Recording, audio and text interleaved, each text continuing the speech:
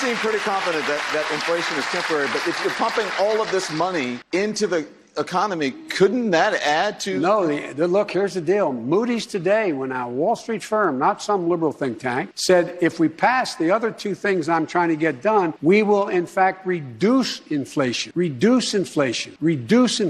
raising confidence in elected officials, raising confidence. And I know this is going to sound like a non-answer to you, but part of this is that, you know, because you're one of the most informed journalists in the country. You know the criticism I got by saying I want to unite the country.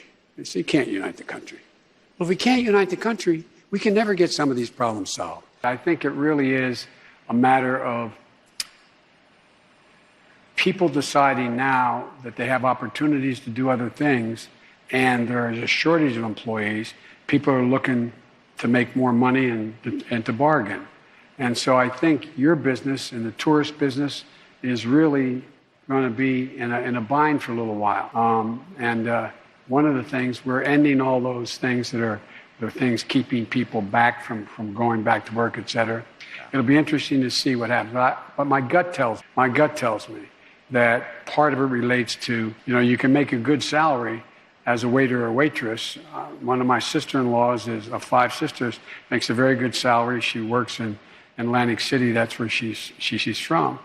But there's a lot of people who are looking to change their occupation, I think, but I could be wrong. When will children under 12 be able to get vaccinated? Soon, I believe. Now, look, one of the things that I committed to do when I got elected, I said, How soon is soon, Mr. President? Well, let me finish the question. The answer. Soon, in the sense that I do not tell any scientists what they should do. They are doing the examinations now, the testing now, and making the decision now. When they are ready, when they've done all the scientific need be done to determine children at ages 3, 4, 5, 6, 7, and 8, they in fact all have different makeups. They're developing.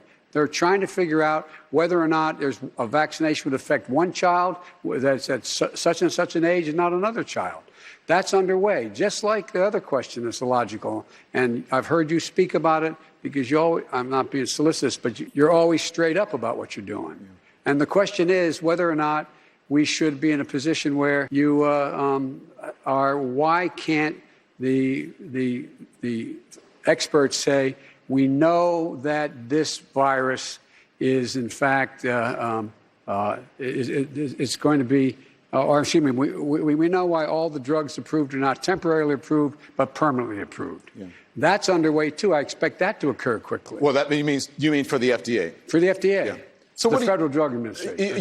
You said that you're talking to scientists, but what are they telling you, Mr. President? What they're telling me is let us decide based on scientific data and how we proceed, do it the way we would ordinarily do it. The rest of the world's wondering about us. Those of you who travel abroad, not a joke, not a joke. You asked, when I went to this G7, all the major democracies, I walked in, and I know a lot of them because of my role in the past. And they walk in, and I said, America's back. And they go, I'm serious, heads of state. I give you my word as a Biden. I said, are you really back? I mean, how can we believe you, Joe.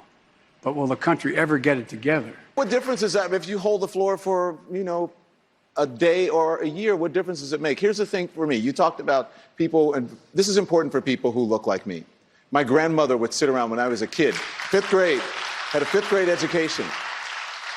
I learned that she couldn't read when I was doing my homework. She would tell me stories about people asking her to count the number of jelly beans in the jar, or the soap. And so why is protecting the filibuster, is that more important than protecting voting rights, especially for people who fought and died for that? No, it's not. I want to see the United States Congress, the United States Senate, pass S1 and S4, the John Lewis Act, get them to my desk so I can sign them. But here's the deal. What I also want to do, I want to make sure we bring along not just all the Democrats, we bring along Republicans who I know better. They know better than this. And what I don't want to do is get wrapped up right now in the argument whether or not this is all about the filibuster or, look, the American public, you can't stop them from voting. You tried last time. More people voted last time than any time in American history in the middle of the worst pandemic in American history. And one last thing. We don't talk enough to you about this, I don't think. One last thing that's really important is we're not in a position where we think that any virus, including the Delta virus, which is much more transmissible and more deadly in terms of unvaccinated people, the various shots that people are getting now cover that. You're okay. You're not going to get COVID if you have these vaccinations.